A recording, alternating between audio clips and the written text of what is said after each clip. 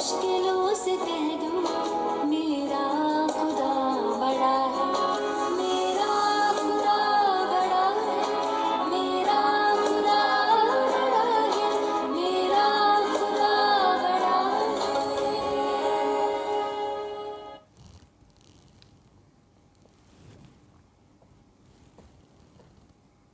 Om Shanti.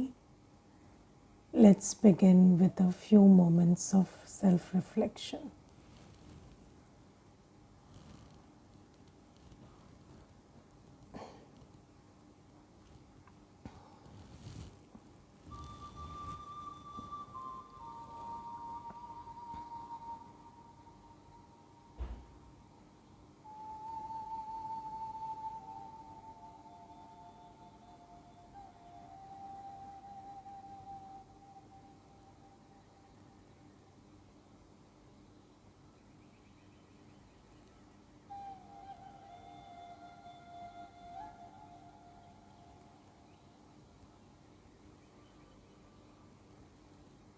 As I sit still and quiet,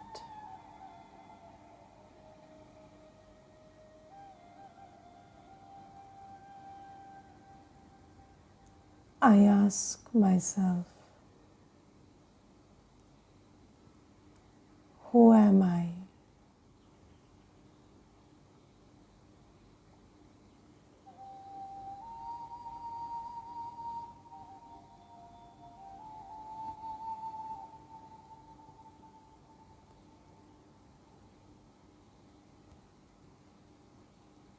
And as I move my buddhi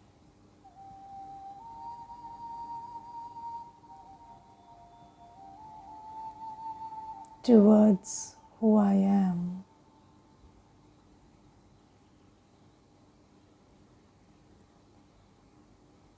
I gently let go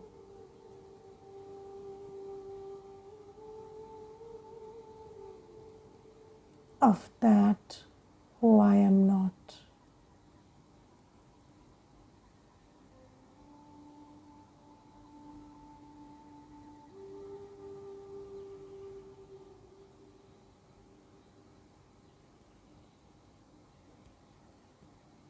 I am not the body.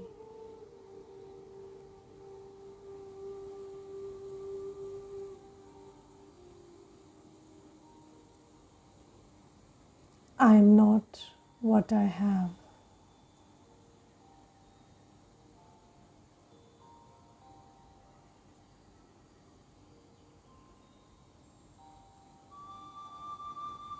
I am not what I do.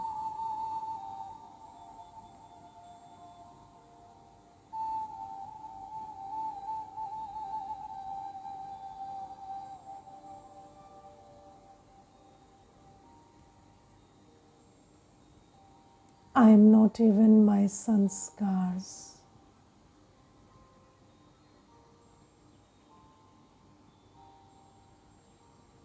They are what I acquired.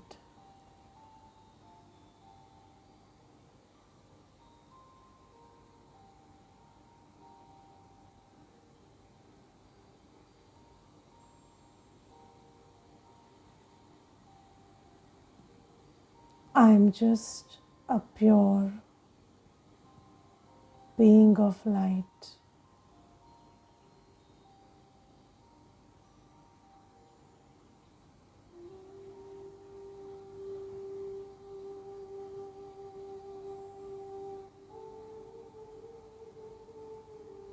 With my 100% focus, I am seeing myself.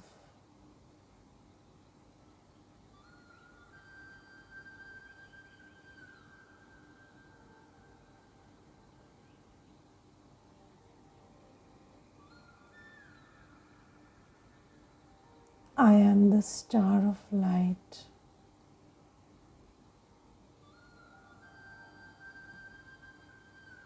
The star of peace.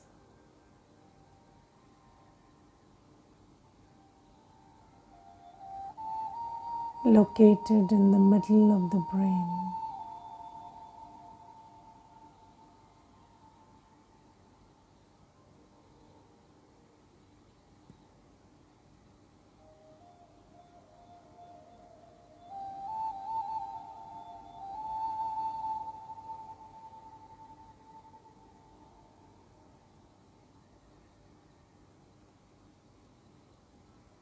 Allow everything else to go into a blur.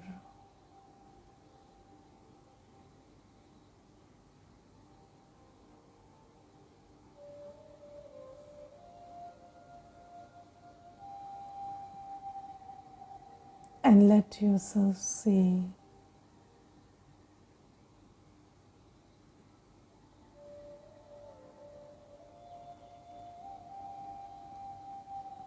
just the eternal being that you are.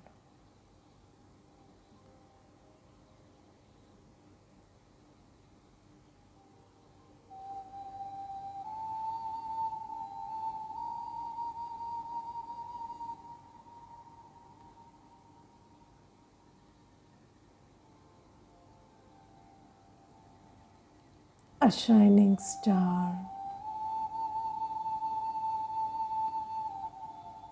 pure energy,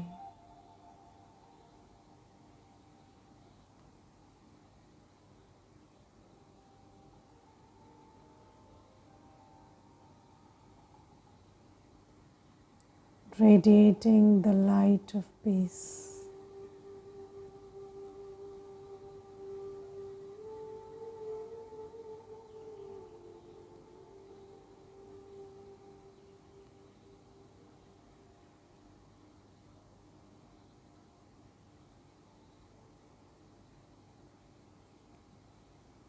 I'm very still and stable.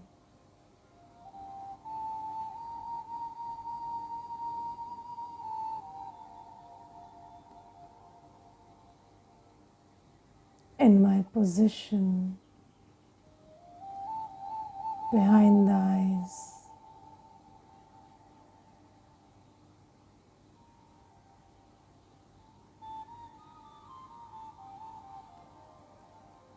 I'm very constant.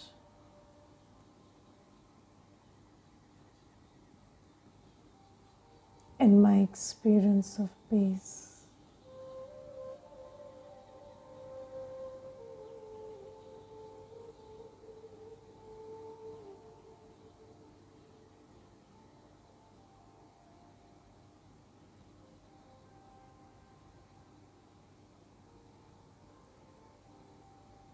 I am a star of peace,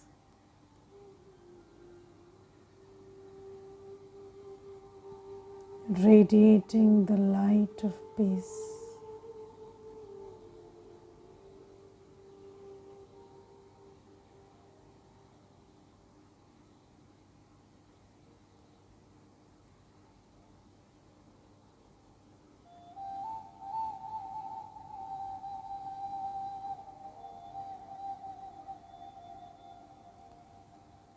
In this state of being,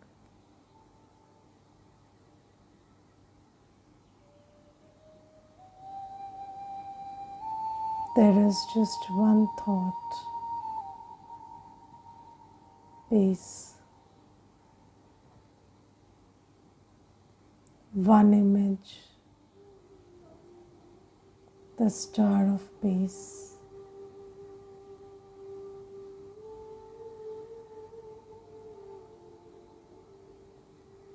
And one experience,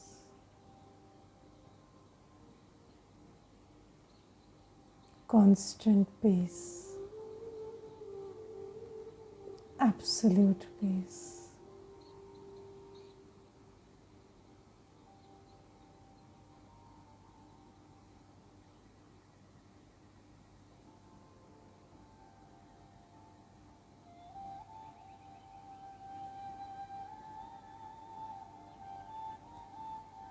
Just sit in this beautiful state of self-awareness for some time.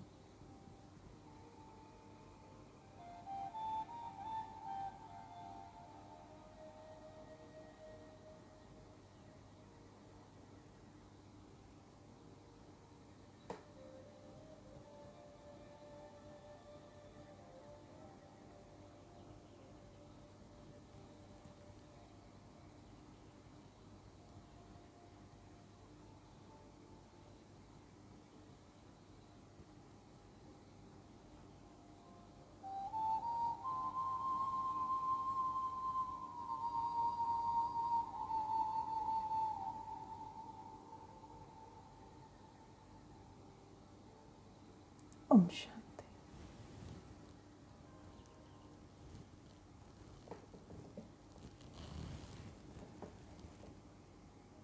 Om Shanti. Yesterday, I shared with you that the glasses through which I perceive the world is my sanskars. Yes, so my sanskars decide whether the world appears fair, unfair, beautiful, ugly, good, bad to me. And then my response is according to my perception. So I interpret an event and I respond accordingly. So my problem is not changing the world. My problem is changing my sanskar. And the motto of Brahma Kumaris is world transformation through self-transformation. And when we say self-transformation, it means sanskar transformation. Sanskar parivartan. So when my sanskar changes, my world changes.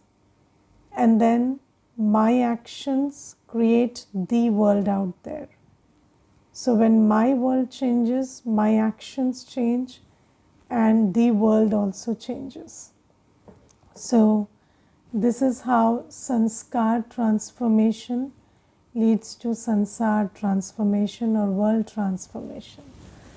Now we understood that one method to change the sanskar is through conscious action.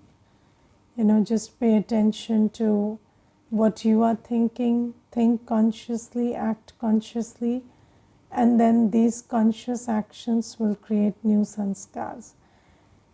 Second, and the more potent, more powerful method is to meditation with, or yoga with Paramatma. So when you have yoga with Paramatma, so Paramatma is called the purifier. Yes, Paramatma's name is the purifier. Paramatma is called the Patit Pavan, the one who changes the Patit or the impure to pure, Pavan. And that is who Paramatma is by definition. So if I have yoga with Paramatma, then I, the soul, will become purified with that yoga. Now, let me ask you first, so according to you, who is Paramatma and what is your relationship with him? So just think about these two questions. Who is Paramatma and what is your relationship with him? So just write your answers if you like to share your idea of God. And so universal consciousness, okay. Higher power, okay. What else? We are a part of this, mana, part of Paramatma, okay. What else? Okay. God is my friend, okay. God is my father. Paramatma is informal, okay. My parent and my friend. Paramatma is God, okay. Super consciousness. God and Father, okay. I am a small stream leading to Paramatma. Supreme Soul or Father, Teacher, Sadguru, okay. So there are many answers that you've given. Divine light, okay, very good. And okay, so higher power which governs the universe. Okay, universal power. Okay, so we will talk about who is Paramatma. So Paramatma is known by many names: Allah, Ishwar, Khuda, Paramatma, God.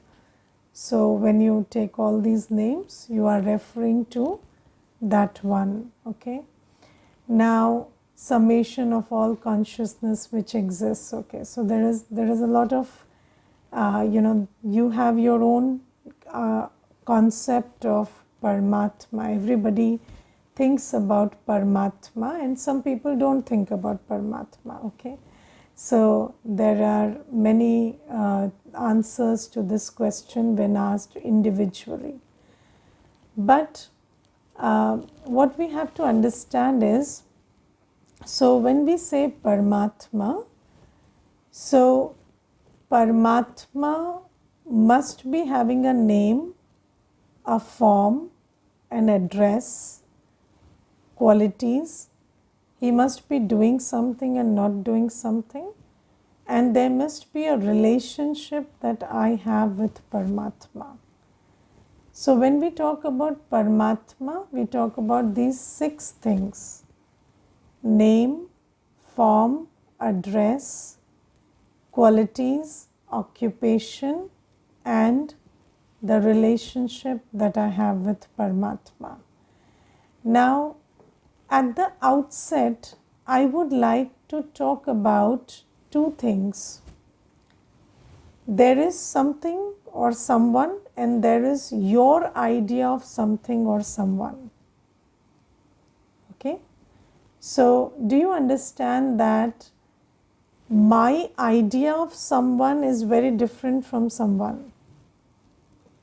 Yes.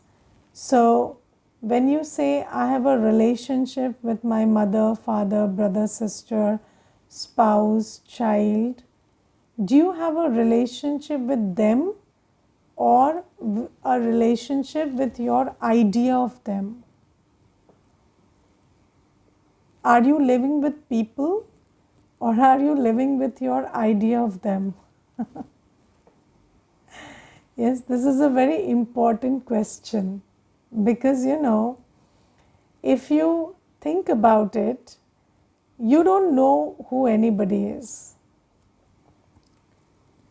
Let me ask you one simple question which will make this clear.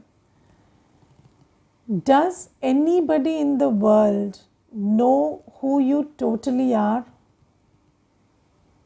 Have you shared, who you are totally with anybody on the planet? No. Right? Anybody saying yes? No. So nobody knows you totally, right? So the corollary is you don't know anybody totally. Right? Nobody knows you, you don't know anybody. In fact, we don't know ourselves also. Okay, so we keep discovering something in ourselves and then we get amazed by that also. Maybe some vice or some virtue. So, sometimes you do something, you say something, and then you are shocked at your own behavior. Yes, and then you didn't know that this aspect of your personality also exists. And so we don't know ourselves and we claim to know everybody around us. So we are not living with people, we are living with our idea of them. And we are basically interacting in our awareness with our idea of them. And this is a pretty one-way thing that's going on. So we don't know who they are, we don't know anything about anybody. Some bits and pieces we take and we assimilate and then we form an idea. And you are talking to your idea of them, they are responding to their idea of you. This is how it is happening. And that is why you see there is so much of communication gap, because you don't know who anybody is, they don't know you. So everybody is communicating with their idea of others, and that's why there is so much communication gap,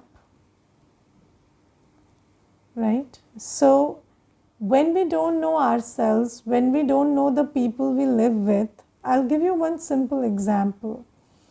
There was this one lady, and she came and told me that my husband cheated on me, and now I need a divorce. I need to go away from him, and I need to leave him. So I said, okay.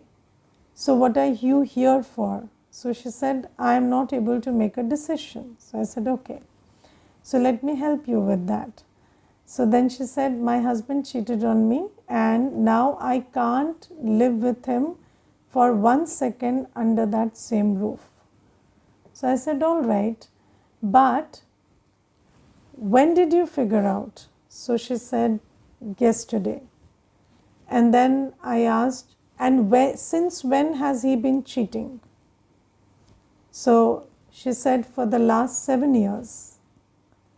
And I came to know yesterday. So I said, so is the cheating the problem or the knowing the problem?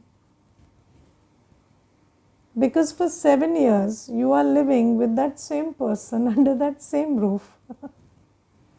And that person is cheating on you. So the cheating is not the problem. The knowing is the problem, right? Now that you know, you can't live. Right? So it's not the person, it's our idea. My idea got spoiled, my relationship got spoiled.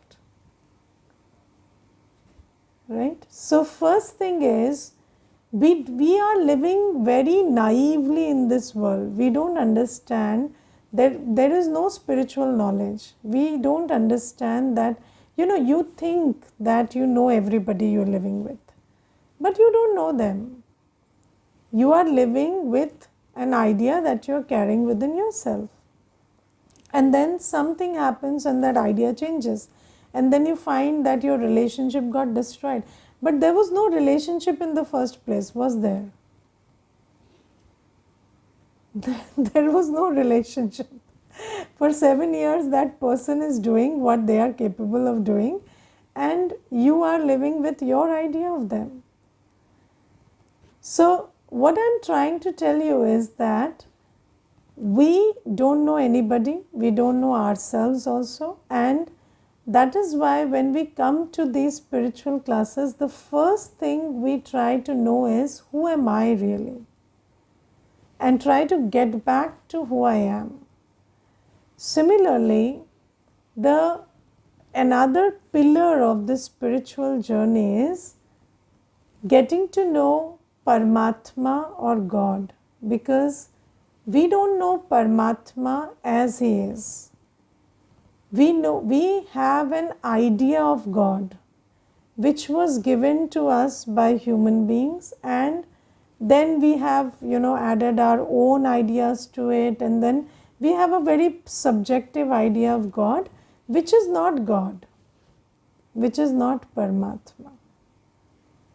And why do I say for so sure that that is not God? The one you believe to be God is not God, because if it was, then God is the purifier. Then having yoga with Him would have purified you. And what do I mean by purity? So lust, anger, ego, attachment, greed, fear, criticism, jealousy, these are all negative traits. So they exist in everybody who is praying to God, who is seemingly connecting with God. These things are all existing in humans, but God is the purifier. So if I was connecting with God, then I would be on the path of purification. But just ask yourself, are your vices increasing or decreasing every day? They are increasing every day. Yes. And why are they? And of course, our ego won't allow us to acknowledge that they are increasing every day. Yes, but ask the people around you. They will tell you that the vices are increasing every day. Until and unless you work consciously on it, it is increasing every day. So, this thing about Paramatma, I say that we have been connecting with our idea of Paramatma, idea of God until now. Now, just like, I have an idea of myself, I have an idea of others, and I have an idea of myself. So, what you call self image, right? You have a self image. You have other people have an image of you in their consciousness. You have an image of yourself in your consciousness also. Yes, and what is that image? So when you ask 5 people around about you, so let's say you have 5 family members, and I ask them, what is this person like? They will give me 5 different lists of your qualities. Is that true? Your mother will say, you're like this, father this, spouse this, children will have different opinion, and siblings will have different opinion. Now, that is their idea of you. Then I ask you, who are you? So you have another list. I'm like this. And in everybody's story, they are the victims. They are very honest. They are the good one. Other person is the wrong one, the toxic one. So, this is how it is going. Now, in their story, you are the villain. In your story, you are the hero. They are the villain. So, this is how it is going. So, now you have everybody has an idea of you, you have an idea of yourself, but you are neither that nor this. Who are you? You have to know from knowledge that you are a soul, you are a pure, peaceful, loveful, blissful, knowledgeful, powerful soul. And then you have to work on it until you get it, until your idea of you matches the reality of you. So, this is the spiritual exercise we are performing, right? So, this is what we are here for. Now, similarly, there is an idea of God, and then there is God. Now, at the outset of giving you the introduction of God, I would like to tell you that whatever I am sharing about Paramatma has been told by Paramatma about himself.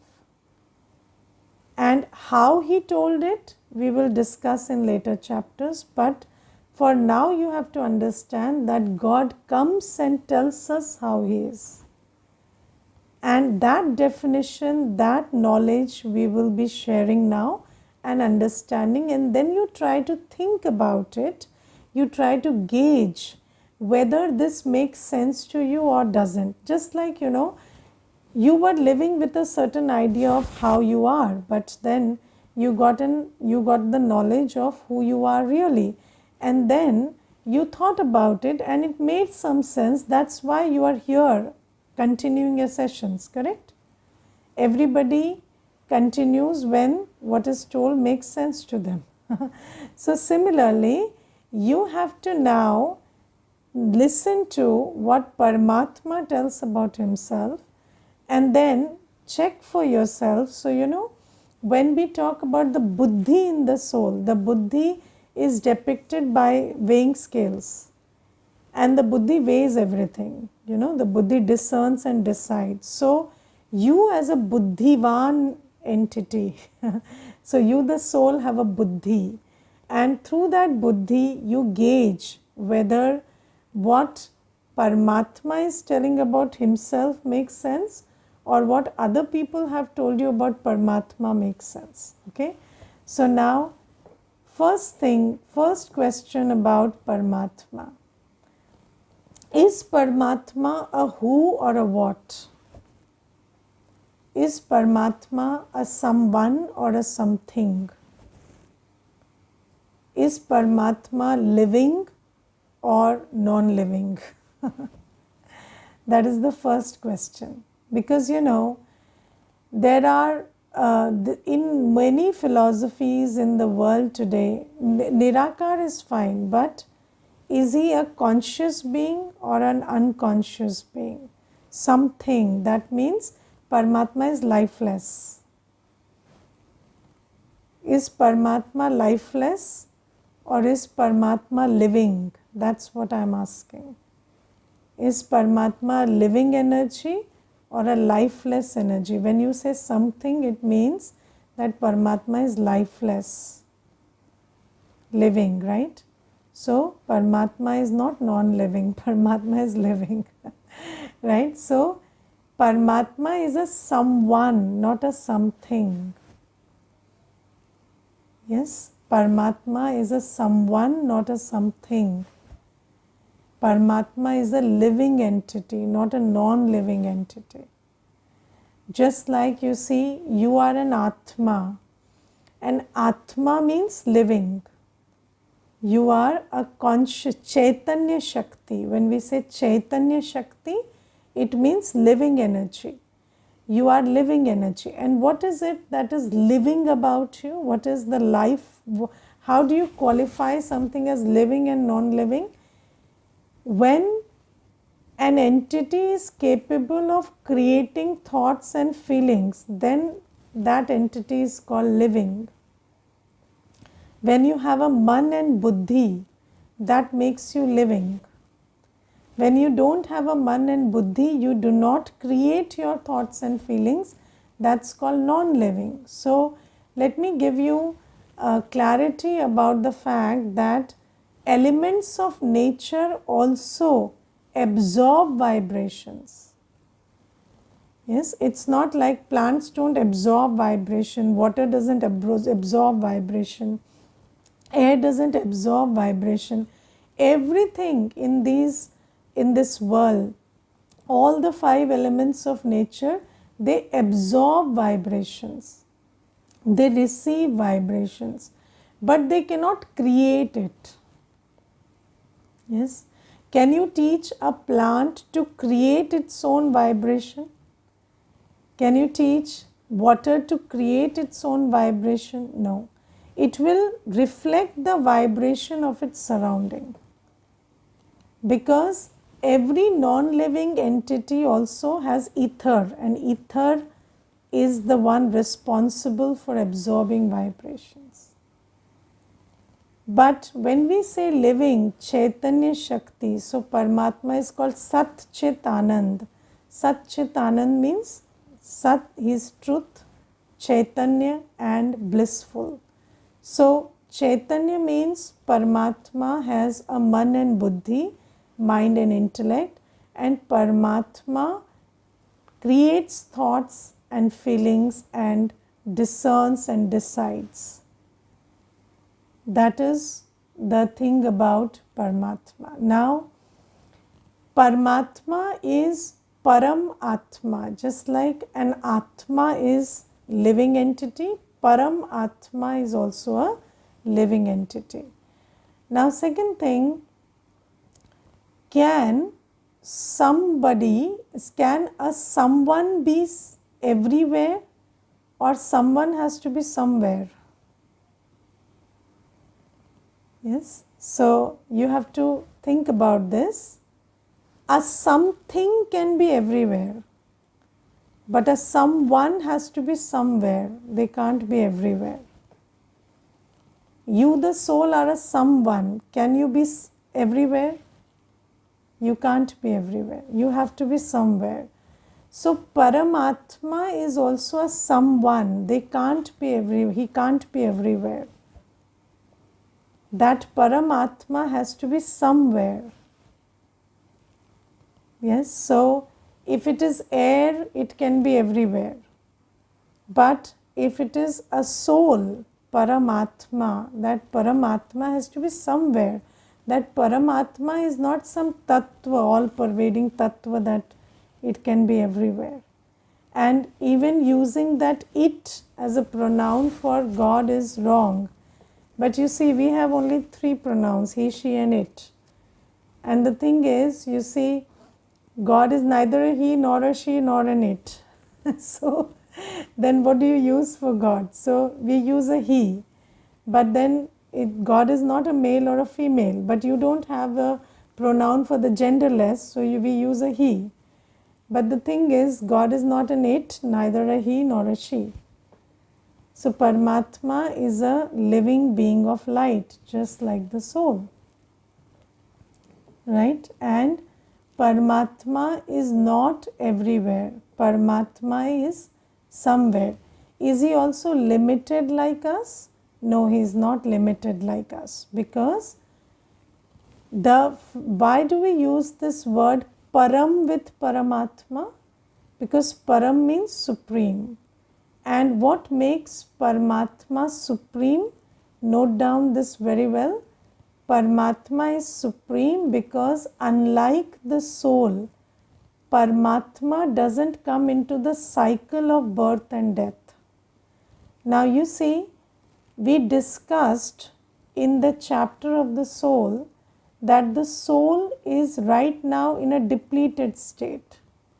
Now the soul essentially, what is the quality of the soul? Knowledge, purity, peace, love, happiness, bliss and power. But right now the soul is lacking in all of these. Why? Because the soul comes into the cycle of birth and death. And in that cycle of birth and death, the soul loses energy. And that is why a Punyatma becomes a Papatma. We make this journey from full to empty because we come into the cycle of birth and death. But Paramatma, he doesn't come into the cycle of birth and death. That is why Paramatma never loses his energy. And that is why Paramatma is the ocean of every virtue that the soul has. So the soul is knowledgeful, Paramatma is the ocean of knowledge. The soul is pure, Paramatma is the ocean of purity. The soul is peaceful, Paramatma is the ocean of peace. So Paramatma is the ocean of all virtues, all powers, because for the simple reason, simple distinction, that Paramatma doesn't come into the cycle of birth and death. Okay, so now we underline three things. One, Paramatma is a living entity. Second, Paramatma is not everywhere. And third, Paramatma is not limited like us. Paramatma is unlimited in every virtue, every power, because Paramatma doesn't come into the cycle of birth and death. Okay, so these are the three things we understood about Paramatma. Now, let us think about Paramatma. So, I told you Paramatma doesn't live everywhere because Paramatma is the purifier, Paramatma is the ocean of purity, ocean of knowledge, ocean of peace, ocean of love. If Paramatma was everywhere, then what would be the vibration of everywhere? So this world would be resonating with peace, purity, love if Paramatma was everywhere. Yes, can I tell you that there is water in this place, but this place is not cool? Is it possible? No, there will be coolness where there is water. So Paramatma is the ocean of peace, ocean of purity, ocean of love. If he was everywhere, then everywhere would be full of love, purity, peace. Then why is the world in this condition? Because Paramatma is not everywhere. Okay? And how do we connect with Paramatma? So you see, the relationship of the soul with Paramatma is very similar to the relationship of the body with the sun. Yes? The sun is not everywhere. The sun is somewhere. Correct? But if you expose your body to the sun, the warmth, the light, and the energy of the sun will give the body nutrients. Correct? So you will get vitamin D when you expose your body to the sun. Now the sun is somewhere and you stay hidden in your room, you never come out, then can the sun give you vitamin D? No. But if you came out, then you can access the sun. Similarly, the soul, the supreme soul, Paramatma, is not everywhere. But when you, the soul, connect to him in the right way, you can receive all his powers and virtues. And he can purify you because that's his quality. But only when you connect with him in the right way. Otherwise, there is no God everywhere, and if he was everywhere, he would affect all of us regardless of our effort or no effort. But you have to make an effort to connect with Paramatma because he is not everywhere. He is not physical, non-physical entity somewhere, and you connect with Paramatma through meditation. Is that clear? Yes, so this is the truth about Paramatma. And you see, all this while we have been connecting with our idea of God. And that is why, although I feel that I am making effort, I have been doing a lot of effort to connect with God, but the fruit of that effort I have not received. I have not come to that. So you see, the law of yoga says that you become like the one you have yoga with. Yes, it is simply put as company colors. If you keep company of somebody, then you get colored by their company. If you have yoga with someone, then that yoga will make you absorb the qualities of that someone. Okay, that is how energy gets transferred. Now, even with a person, you see, let's say there is a Mahatma, let's say there is a great soul, let's say Abdul Kalam ji, okay? When you read about him, when you read about the work he did, how his life was, the qualities he had, you just read about him, that's kind of a mental connection with him. And when you read about him, you mentally connect to him, those qualities become your qualities for some time, is it not? Yes, you listen about some great person, how disciplined they were, how honest they were, how dedicated they were.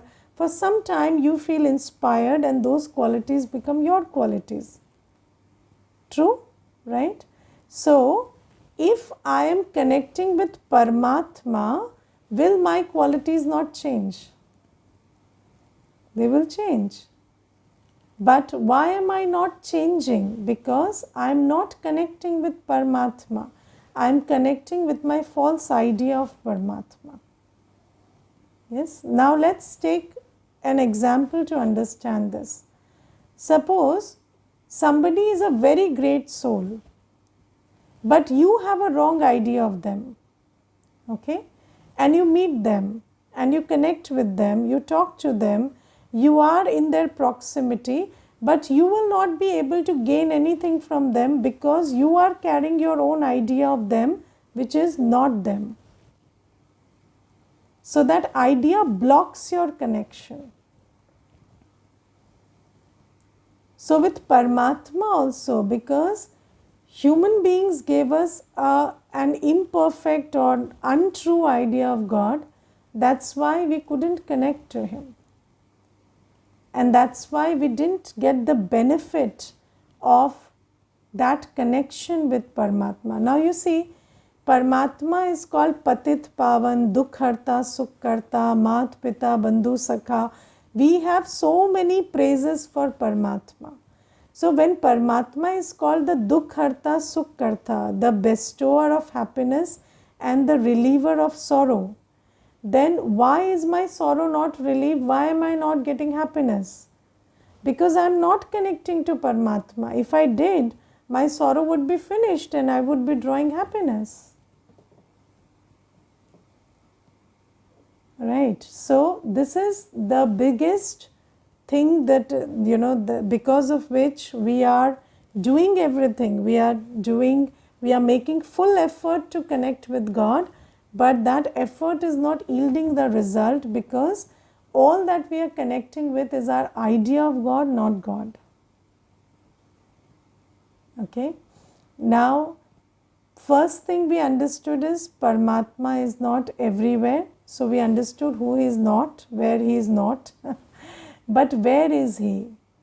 And what does he look like? What does he feel like? What is he like? What does he think? What is his mind like? What is his buddhi like? We will understand all of that.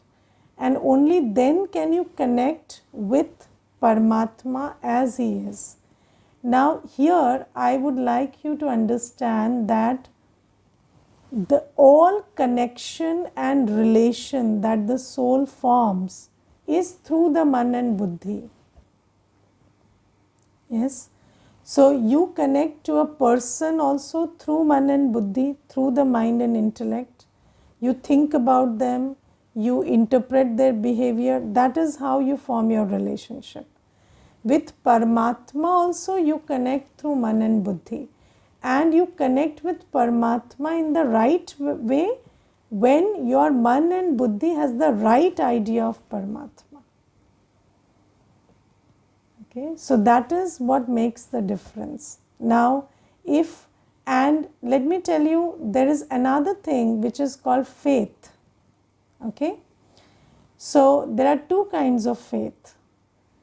There is open-eyed faith and blind faith. Okay. So now if my idea is wrong but I have deep faith, then even my belief or that faith works. Faith has power.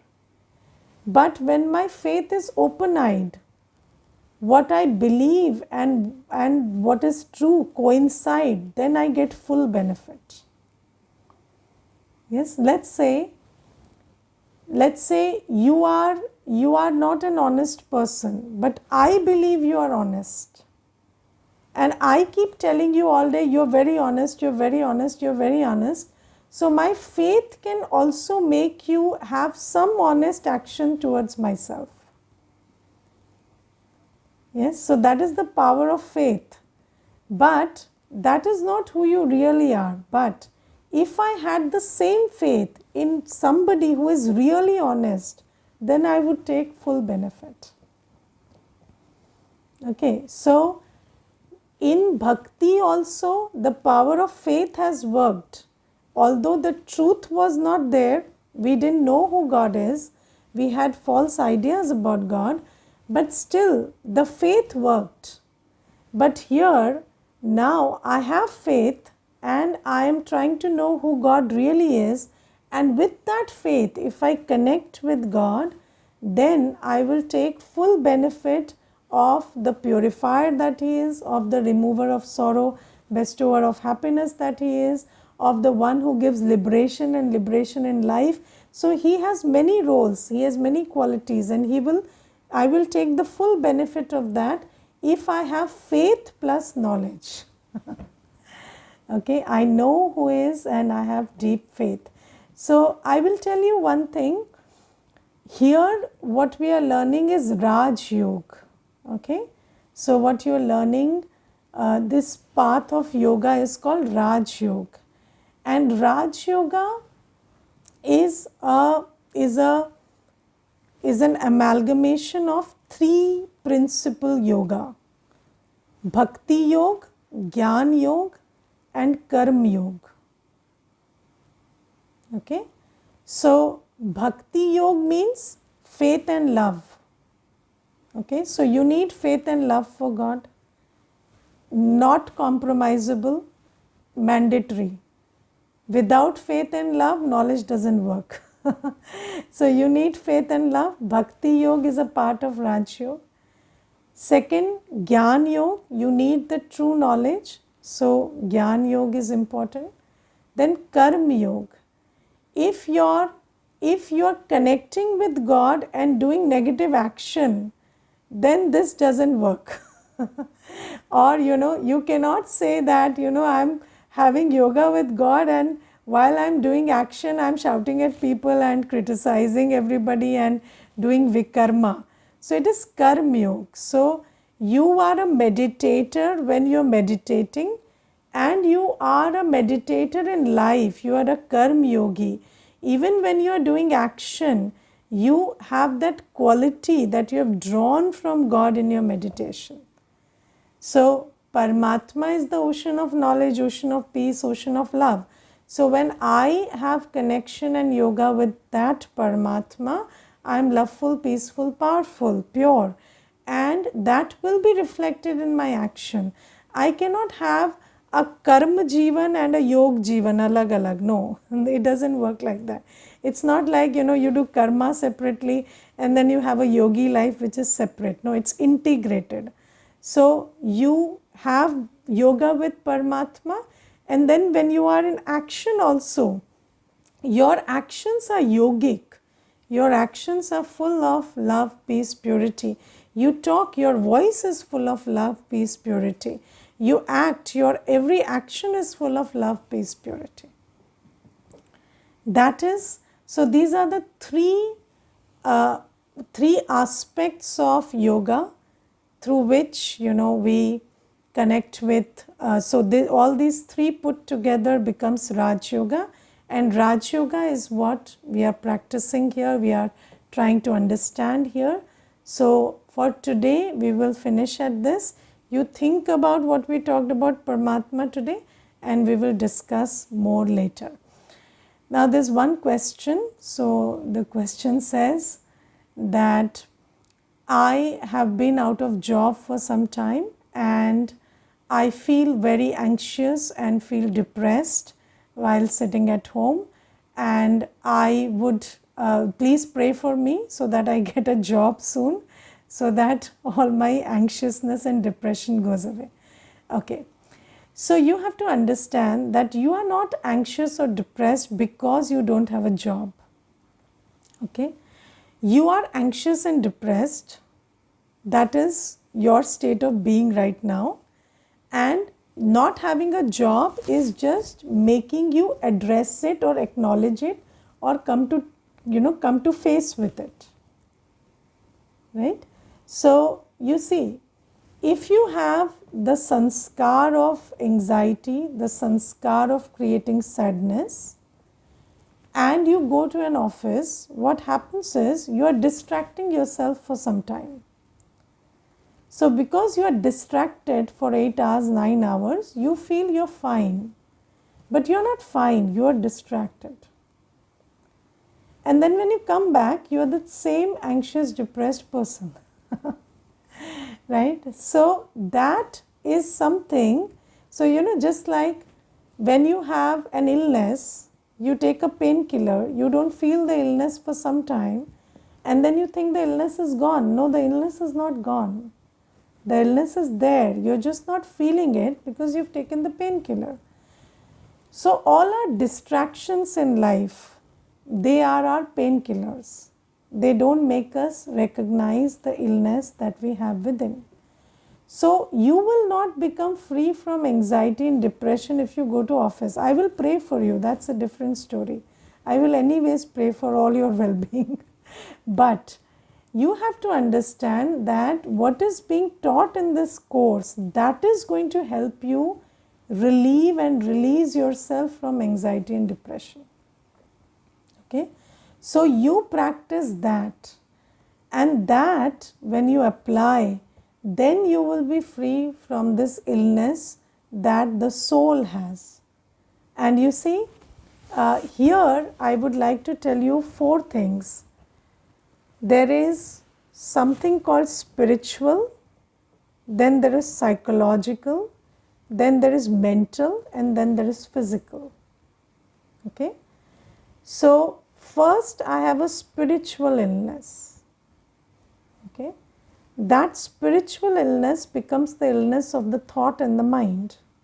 I think as I am. And then when I think repeatedly, it creates brain patterns, neural patterns. That is when it becomes a mental illness. And then whatever happens in the brain reflects in the body. Then it becomes a physical illness. So the root of all psychological, mental and physical illness is spiritual illness. And the cure is Rajyoga meditation. So when you understand this and pay attention to this and know that when you consider yourself to be a soul and remember Paramatma as he is, that light and might you draw from Paramatma will heal you the soul. Then you will think better, your brain will be wired better and your body will function better. So this is the method to heal yourself. Finding a job is not healing yourself. Finding a job, okay, that's another aspect of our life. Good. We will pray for you. You get a job. Very good. We will be happy for you. But that is not related to this problem that you're talking about. So our life is separate, and what we do for the body, sustenance of the body, that is different. So our social context, professional context, that's a different story. But anxiety, depression is not because of your physical or social or professional context. It is because of your spiritual stage. So work on this and then you will attract better things and you will get a job also. Okay. So let's now have so there is another question. My worry is that my children are not on the path of spirituality. How to relax? Yes. So see, the only way to change somebody is by influence. So now that you have started this journey, you stay on this journey, you set a good example. That is the best you can do. Worrying is not the best thing you can do for your children. Because you see, worrying robs you of your own happiness and it creates an unhappy environment outside you. So worry is not your contribution to your children's development. Your contribution to them is setting a good example. You have started that journey. You stay on this journey. You do your best. And if they feel inspired by the changes you have in your life, they will follow the path. Okay, and we have all good wishes that they will. All right, so let's now have a small meditation with Paramatma.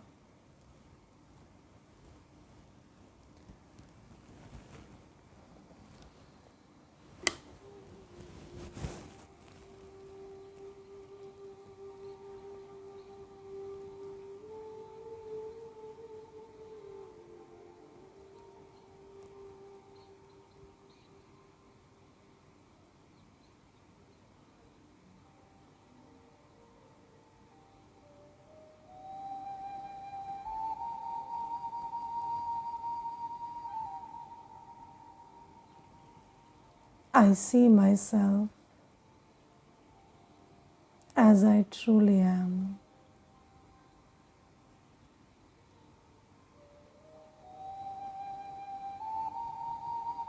For many births,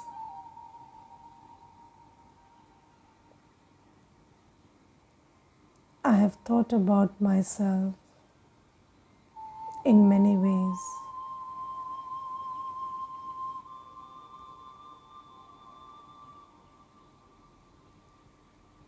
But now I know who I am.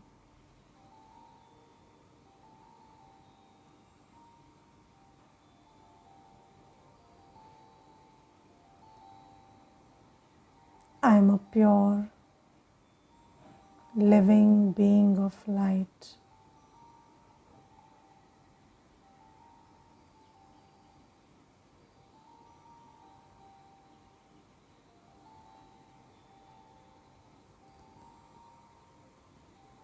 I can see myself with the eye of knowledge.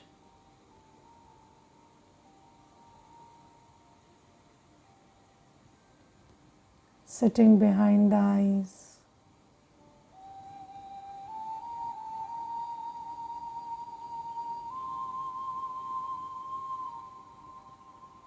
a pure, peaceful energy of light.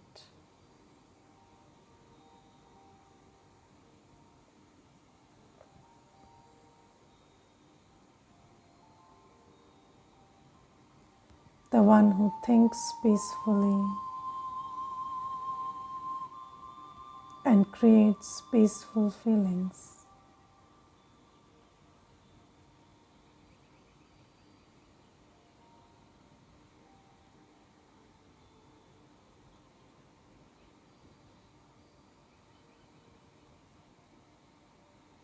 And in this moment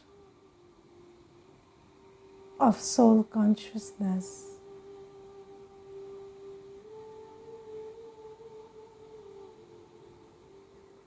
I can feel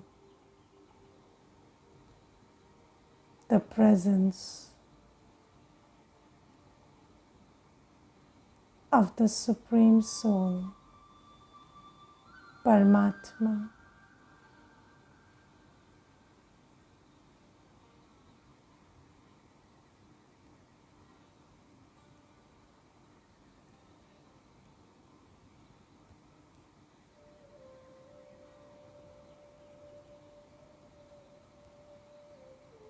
I am aware that Paramatma, my Parampita, Supreme Father, is the ocean of peace.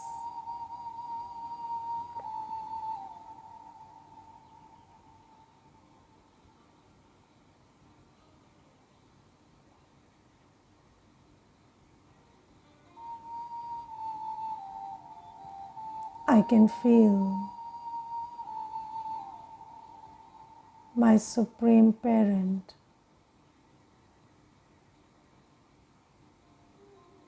showering the light of peace on me.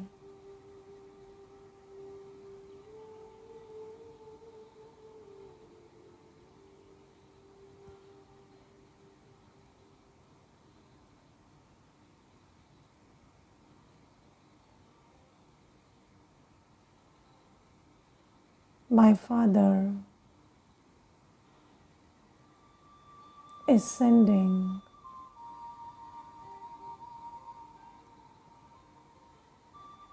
the abundance of peace my way.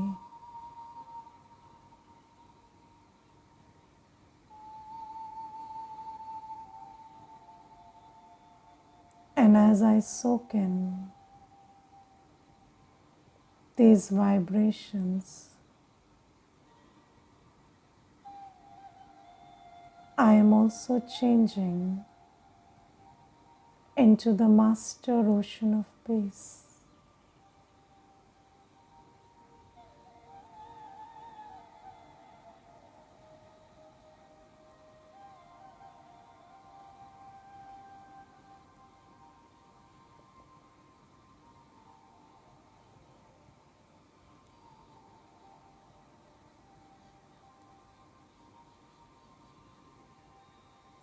Just sit in this beautiful experience for some time.